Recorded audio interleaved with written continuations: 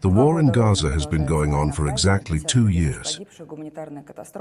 Tens of thousands of people have died. It is a humanitarian catastrophe. At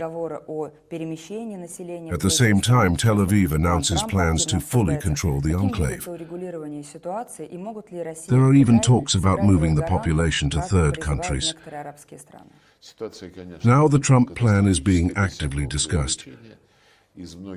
How do you see the settlement of the situation? Can Russia and China play the role of guarantors, as some Arab countries call for? The situation is, of course, catastrophic, without any exaggeration. From the mouths of many European capitals, from the mouths of many official representatives of international organizations, the word genocide is heard. The word hunger is heard. Children are dying of starvation and hunger. According to official data, 65,000 people have died in the past 2 years. The vast majority of people, women, children and elderly, have been injured. Hundreds and hundreds of thousands have lost their lives. 65,000 people have died in the past 2 years. This is more than twice as many people as there were during the entire period of the situation in Ukraine after the coup d'etat. The number of civilian casualties in Ukraine in the past 12 years is less than in the past 2 years in Palestine. This is a very difficult situation. You mentioned some exotic ideas that were mentioned at the early stage of Trump's administration, when they began to deal with these issues. Riviera, resettlement resort, recreational area. Arab countries were categorically opposed to this. First of all, Egypt and Jordan, as the nearest neighbors of Palestine, where our American colleagues wanted to resettle the majority of residents of the Gaza Strip. Then there were reports that in a situation when the Arabs had taken such an irreconcilable position, they began to look in other parts of the world. Somaliland, Indonesia, South Sudan were mentioned. But now it seems to me, everyone understands that this will be a catastrophe, not only for the Palestinians in a humanitarian sense, but also a catastrophe for the authority of the United Nations, which proclaimed the Palestinian state, along with the State of Israel, back in 1947. Yes, the Arabs acted somewhat indiscreetly, and events began that eventually led to bloody clashes, to the consolidation of the territories that were supposed to be under the Palestinian state. Nevertheless, the UN Security Council and the General Assembly decided that the state had to be created. By the way, Prime Minister Netanyahu recently spoke to President Putin, including on issues of Palestinian settlement. He publicly stated many times that there would be no Palestinian state. If you look at Donald Trump's plan, which we consider a positive step, given the need to stop the bloodshed, save people's lives and restore the gas sector, the city of gas, or whatever is left of it, Trump proposed his 20 points, which mention the word statehood. However, they are all quite general, and in the context that we are only talking about what is left of the gas sector. The West Bank is not mentioned in this context, but we are realistic. We understand that this is probably the best that is on the table now, at least the best in terms of acceptability for the Arabs and in terms of not rejecting Israel, and this is how I would describe Netanyahu's position. But the most important thing is that it is acceptable to the Palestinians. Hamas, which is part of the Palestinian people and part of the problem, we have decidedly condemned the terrorist attack that took place 2 years ago, on October 7, 2023, against peaceful civilians. 100 to 200 people were killed, dozens were taken hostage. This is a crime. But the collective punishment for such a terrorist attack against the entire Palestinian people is also a gross violation of international humanitarian law.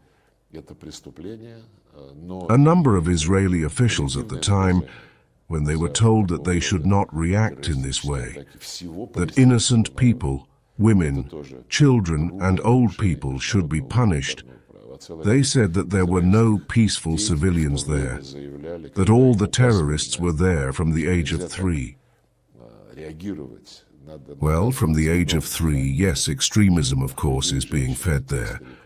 But for many years, I remember when I worked with Israeli colleagues in New York, and then when I became a minister, we told them, pointing to the need to abandon non-conformity, to abandon attempts to wind up the UN resolution. We told them that the unresolved Palestinian problem, for almost 80 years now, is the main factor that feeds extremism in the Middle East, because children are born, go to school, and at school they are told that we should have had our own country, our own state, the UN resolution, that Israel was created, but Palestine was not created. My Israeli colleagues, even my friends, I have many of them there. They were even offended. Well, why are you trying to justify everything? It's not that simple. Because when in society for decades, not a single generation is brought up in a situation where their desire, legal, approved by the UN, is simply ignored, such moods are very difficult to contain. Therefore, I once again return to Donald Trump's plan, a realistic plan if the Palestinians accept it. But of course we wish success to those indirect negotiations that are now taking place in Egypt, with the participation of Turkey, the Egyptians, the Qataris, the Americans and Israel, of course, which through intermediaries is negotiating with Hamas. It is very important, of course, to stop all hostilities. And the fact that Hamas places special emphasis on the guarantees of non-repeat of strikes and non-restart of hostilities in the gas sector, and especially in the city of Gaza, is a reflection of the fact that they are extracting lessons from the experience that preceded the current situation. Also, at the beginning of this year, there were proposals that seemingly started to be implemented, and then Israel, having implemented the first stage, resumed hostilities, referring to the fact that Hamas does not fulfill its conditions. Therefore, it is very important to work out the details so that there are no recidivism. We saw how it was shown on TV, how Trump and Netanyahu talked to Qatar's Prime Minister, and how Trump tried to achieve a guarantee that there would be no more such actions.